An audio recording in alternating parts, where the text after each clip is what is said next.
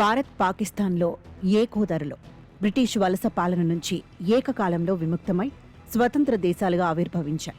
ఉమ్మడి రాజకీయ, ఆర్థిక, సాంస్కృతిక వారసత్వం ఉన్నప్పటికీ 8 దశాబ్దాల స్వతంత్ర అస్తిత్వంలో అవి భిన్న బాటలలో నడిచాయి.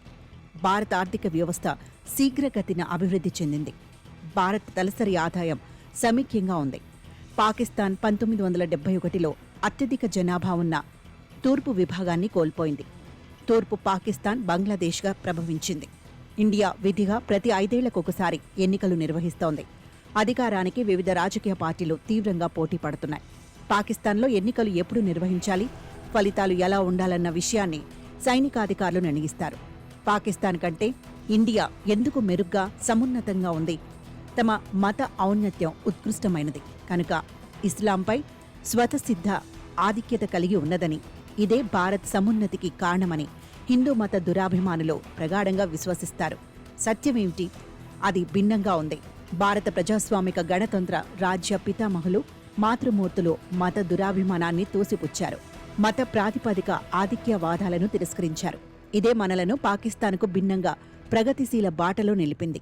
భారత రాజ్యాంగం పురాతన హిందూ రాచరిక పాలన నమూనాలను తిరస్కరించింది. ఒక వ్యక్తి, ఒక ఓటు ఆధారంగా ఉండే రాజకీయ వ్యవస్థ వైపు మొగ్గు చూపింది. కుల అసమానతలు, జెండర్ వివక్షలతో ఘనీభవించిన సంప్రదాయ సామాజిక నిచ్చెన మెట్ల వ్యవస్థను గుర్తించింది. మతాన్ని రాజ్య వ్యవస్థతో మిళితం చేసేందుకు నిర్ద్వంద్వంగా నిరాకరించింది. పాకిస్తాన్ అలా చేసినప్పటికీ భారత్ తన లౌకిక, ప్రజాస్వామిక విశ్వాసాలకు పూర్తిగా కట్టుబడిపోయింది. స్వతంత్ర భారతదేశ నాయకులు ఆధునిక విజ్ఞాన శాస్త్రానికి అధిక ప్రాధాన్యమిచ్చారు. సహేతుక ఆలోచన ధోరణులను పెంపొందించారు. ఆర్థిక ప్రగతిని ప్రోత్సహించారు. భారత రిపబ్లిక్ సంస్థాపక విలువలైన ప్రజాస్వామ్యం, బహుళత్వ వాదంను ఇండియా సదా గౌరవించలేదు, అనుసరించలేదు.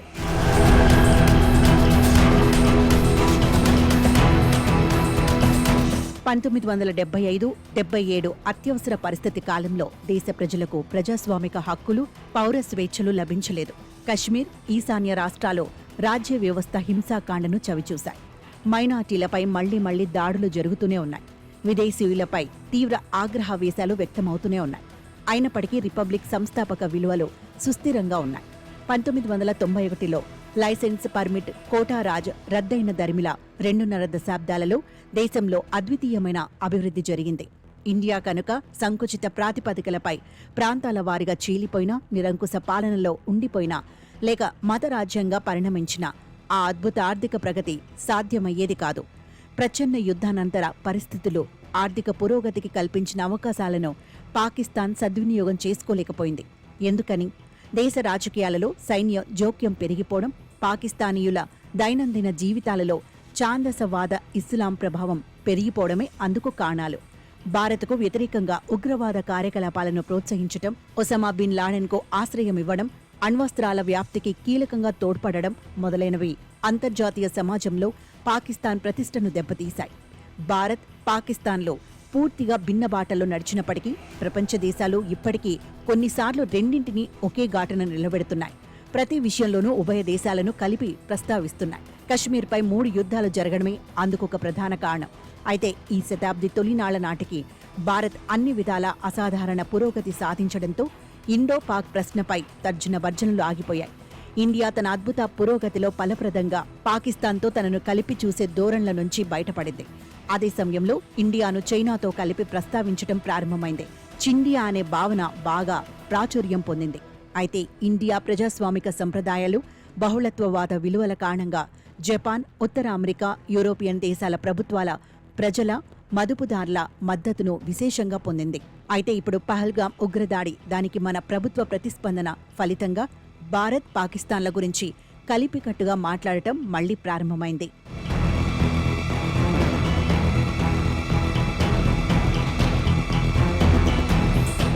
భారత్ సమున్నతిని తక్కువ చేసే విధంగా హైఫనేషన్ను మళ్లీ ఉపయోగిస్తున్నారు.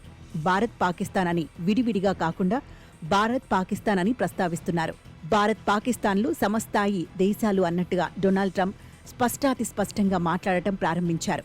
ఆ 2 గొప్ప దేశాలని, రెండింటితోనూ తనకు మంచి సంబంధాలున్నాయని, కాల్పుల విరమణకు ఇరు దేశాల నాయకులను ఒప్పించానని, సరైన తీరులో ఉంటే వాణిజ్యం కొనసాగిస్తానని చెప్పానని ట్రంప్ వెల్లడించారు. పుండు మీద కారం చల్లినట్లుగా కశ్మీర్పై 1000 సంవత్సరాలుగా జరుగుతున్న యుద్ధం విషయమై రెండు దేశాల మధ్య రాజీ కుదిర్చేందుకు మధ్యవర్తిత్వం నెరపేందుకు తాను సిద్ధంగా ఉన్నానని ట్రంప్ తెలిపారు. ట్రంప్ వాచాలడు, అహంకారి, చంచల స్వభావి.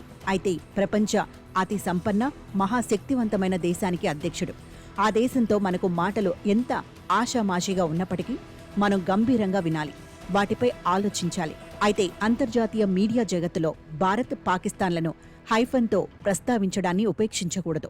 ఈ నెల 10వ తేదీన భారత్, పాకిస్తాన్ల మధ్య చెలరేగుతున్న ఘర్షణల నేపథ్యంపై ఫైనాన్షియల్ టైమ్స్ ఒక విపుల కథనాన్ని ప్రచురించింది. దాని శీర్షిక two religious strong men clash. ప్రస్తావిత ఇద్దరు వ్యక్తులు ఆసిమ్ మునీర్, నరేంద్ర మోదీ. తమ పౌరులకు మెరుగైన జీవన స్థితిగతులను సమకూర్చడంలో పాకిస్తాన్ కంటే ఇండియా అన్ని విధాల ఉన్నత స్థాయిలో ఉందనడంలో సందేహం లేదు. అయినప్పటికీ మనకు మనం ఒక ప్రశ్న వేసుకొని తీరాలి. ఇటీవలి సంవత్సరాలలో మనం తిరోగమించలేదు. అమెరికా పూర్వ అధ్యక్షులు George Bush, Barack Obama, Joe Biden ఎప్పుడైనా భారత్, పాకిస్తాన్లను జోడించి ప్రస్తావించారా? కశ్మీర్ వివాదంలో మధ్యవర్తిత్వం నెరుపుతామని ప్రతిపాదించారా?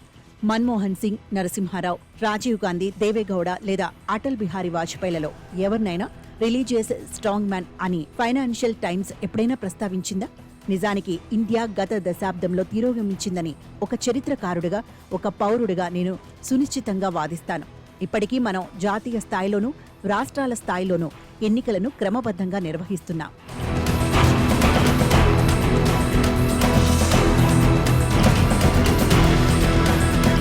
అయితే ఆ ఎన్నికలు స్వేచ్ఛాయుతంగా, సక్రమంగా జరుగుతున్నాయా అనే విషయమై న్యాయసమ్మతమైన సంశయాలు ఉన్నాయి.